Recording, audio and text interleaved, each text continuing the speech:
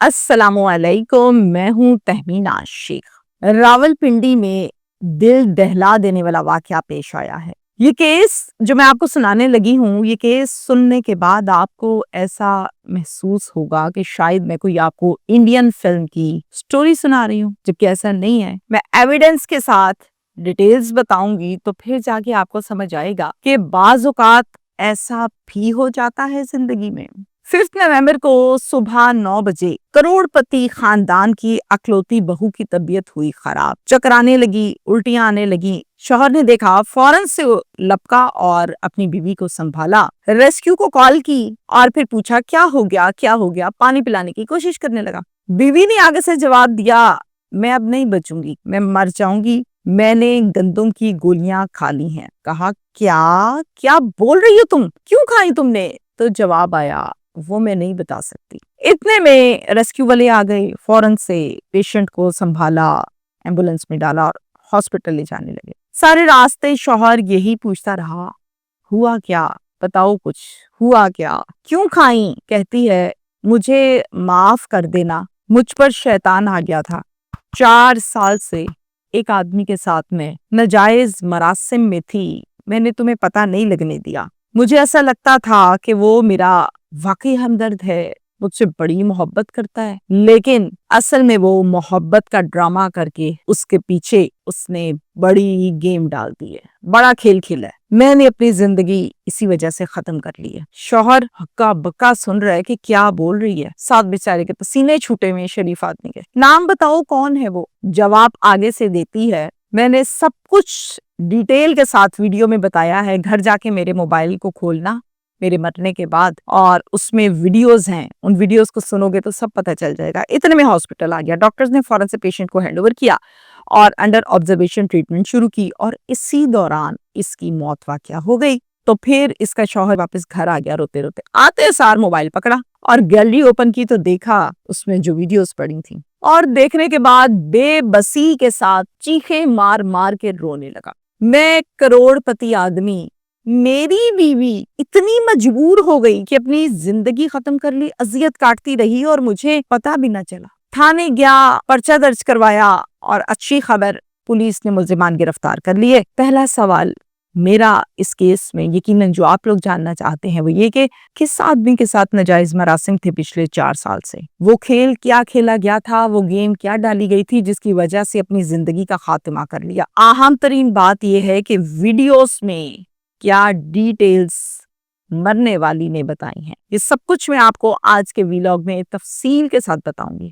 راولپنڈی میں یہ افسوسناک واقعہ پیش آیا ہے، علاقہ سٹی پیلس میں۔ گھر کے جو سربراہ ہیں ان کا نام ہے شیراز آفتاب۔ شیراز آفتاب کی بیوی ہے نادیہ، اور نادیہ کی عمر لگ بھگ کوئی 40 سے 45 کی بریکٹ میں آتی ہے۔ ایک ہی اللہ نے بیٹی دی اور وہ اکلوتی بیٹی ہے، 11 سال اس ٹائم بچی کی عمر ہے۔ شیراز کے والد کا نام ہے شیخ آفتاب۔ شیخ آفتاب صاحب مارکیٹ کے ایک بڑے تاجر مانے جاتے ہیں، اور ساتھ میں اسی مارکیٹ میں ان کی کلوتھ ہاؤس کے نام سے راولپنڈی کی مشہور دکانیں بھی ہیں۔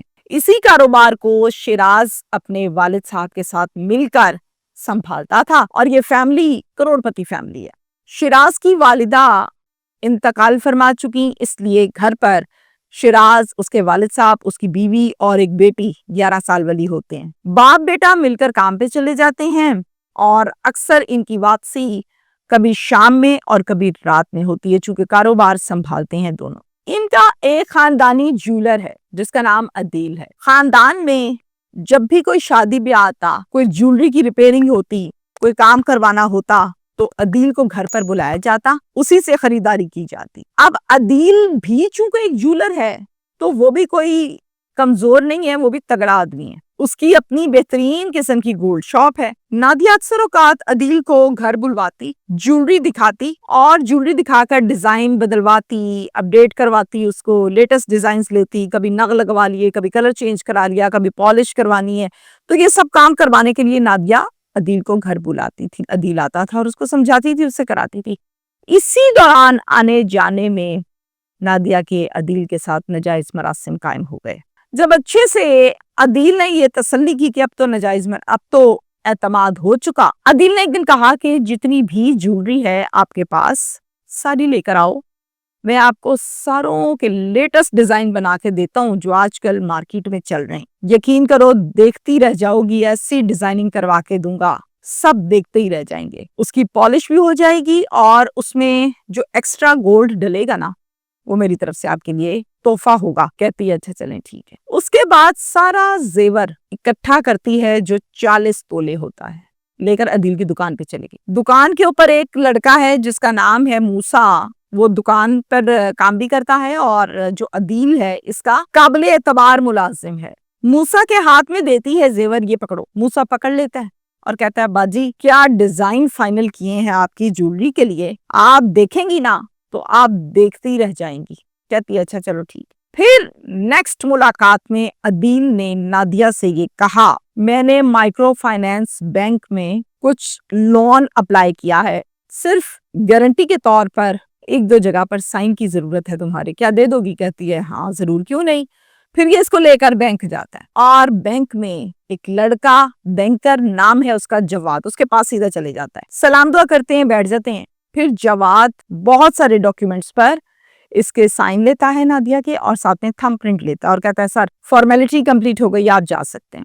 اب یہ آتے جاتے اکٹھے ملنا ملانا تو شوہر کو پتا کیوں نہ چلا، وہ اس لیے کہ باپ اور بیٹا چلے جاتے تھے کام پہ اور بیٹی ہوتی تھی اسکول یا اکیڈمی، اس ٹائم پہ یہ عدیل کے ساتھ جایا کرتی تھی۔ کافی دن گزر گئے تو یہ جب بھی پوچھتی زیور تیار نہیں ہوا، زیور کب ہوگا، زیور کب تیار ہوگا، ہر مرتبہ عدیل آگے سے یہی کہتا تھوڑا سا کام رہ گیا ہے، تھوڑا سا کام رہ گیا ہے، بس ہو جاتا ہے، بس ہو جاتا ہے۔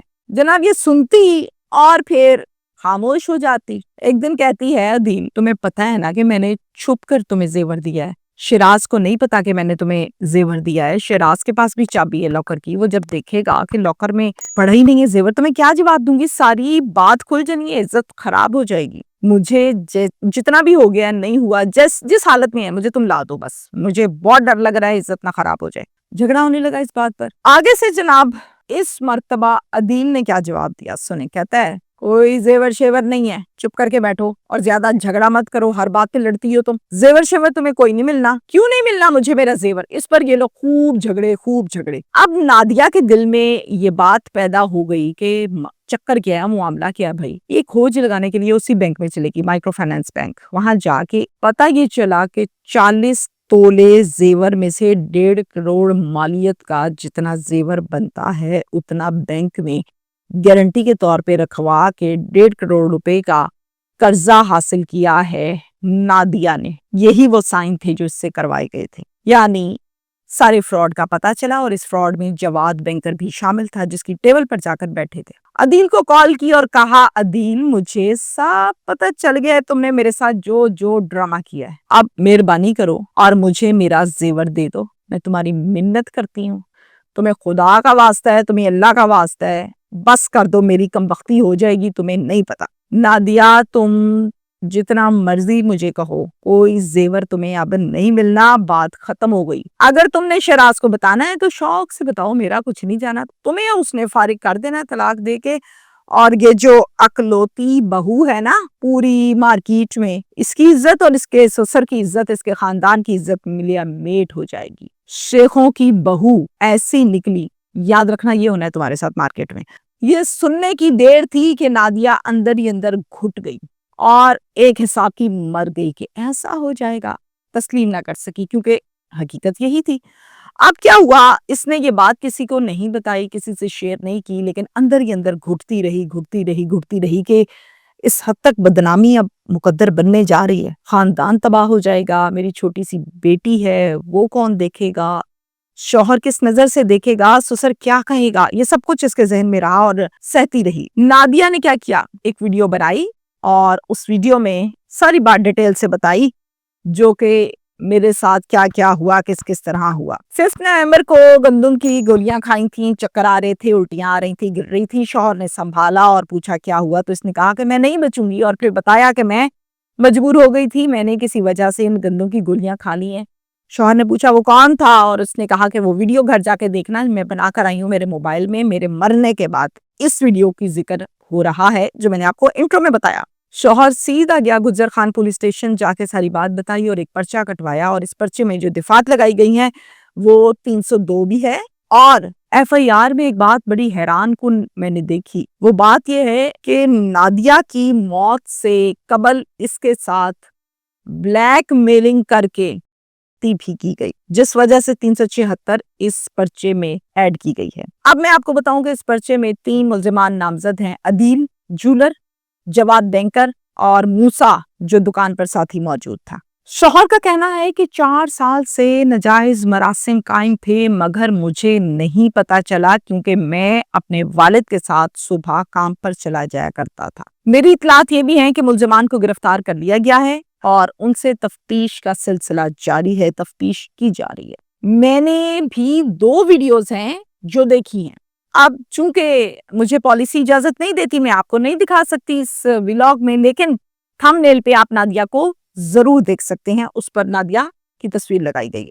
दोनों वीडियोस जो मैंने देखी, मैं शॉर्टकट आपको बता दूं। नंबर 1 वो है जिसमें मरने से पहले नादिया अपने साथ होने वाले फ्रॉड के मुतालिक तमाम चीजें डिटेल से बता रही है। और दूसरी वीडियो वो मैंने देखी है जो नादिया ने अस्पताल में बनाई है और उसमें वो बाकायदा रो रो कर ये बता रही है, अदील जूलर की वजह से मैंने ये सब कुछ किया। चूंकि आखिरी सांसों पर है तो इतना कोई फ्लुएंटली या क्लियरली तो नहीं बोल पा रही, लेकिन साफ समझ आ रही है, अदील का जो नाम लिया है वो समझ आ रहा है। यहाँ तक ये केस है, अपडेट्स और पोजीशन कहाँ खड़ा है ये केस में बता चुकी। मैसेज मेरा ये है आप तमाम लोगों को, इंसान इंसान होता है, उम्र के किसी भी हिस्से में भटक सकता है।